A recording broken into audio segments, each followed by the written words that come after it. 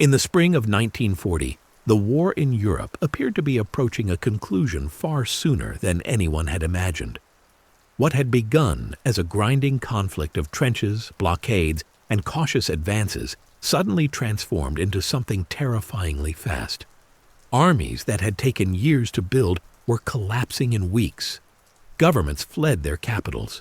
Borders that once seemed permanent vanished overnight.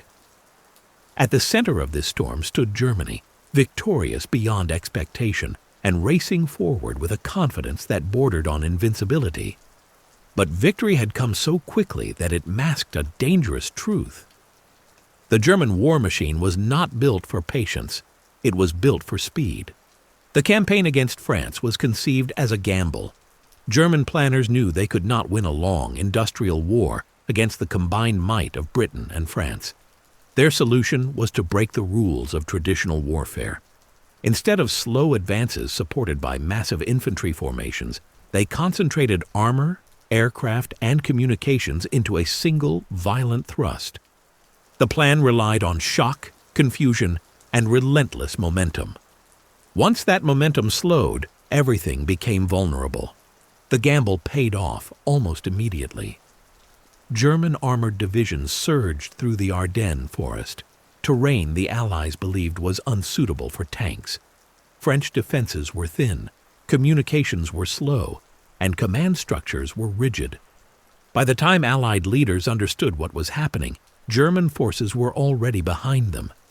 Entire armies were outflanked. Panic spread faster than orders could.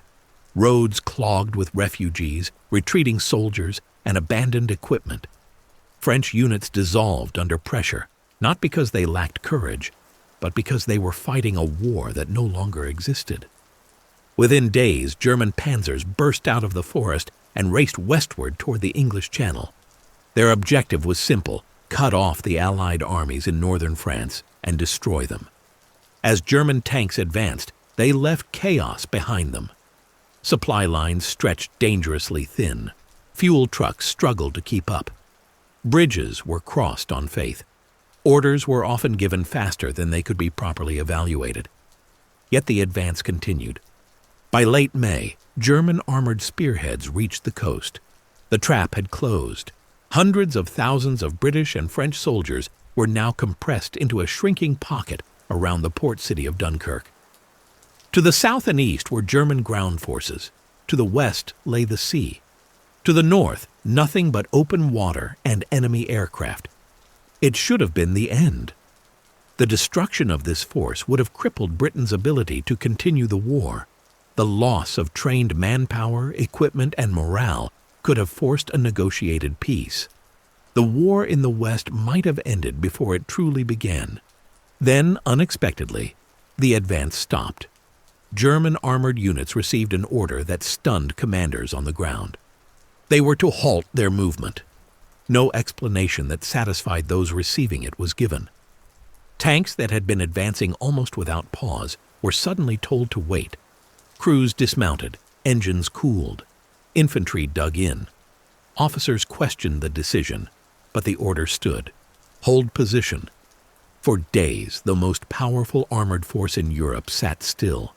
The reasons behind the halt were complex, overlapping, and deeply flawed. German leadership feared that the marshy terrain around Dunkirk would bog down tanks. Some believed the armored divisions were exhausted and needed rest. Others worried about exposing the flanks of the advance. Air commanders argued that the trapped enemy could be destroyed from the sky alone, without risking valuable armor. But beneath all these concerns was a deeper assumption: that the enemy had no escape, that the war in the West was already won. While German forces waited, the situation on the beaches changed dramatically. What had been despair turned into urgency. British commanders understood the reality of their position. They could not defeat the encircling forces.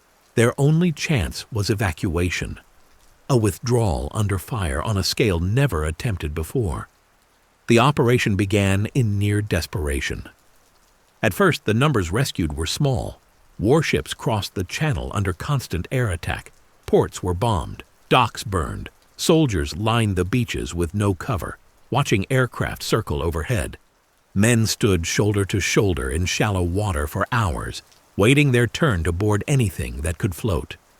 As days passed, the scale of the evacuation grew. Civilian vessels were pressed into service. Fishing boats, yachts, ferries, tugboats, craft never meant for war, crossed the channel again and again. Some were crewed by sailors, others by civilians who volunteered without orders. They sailed into smoke and fire. German aircraft attacked relentlessly, but air superiority alone could not seal the evacuation. Weather shifted.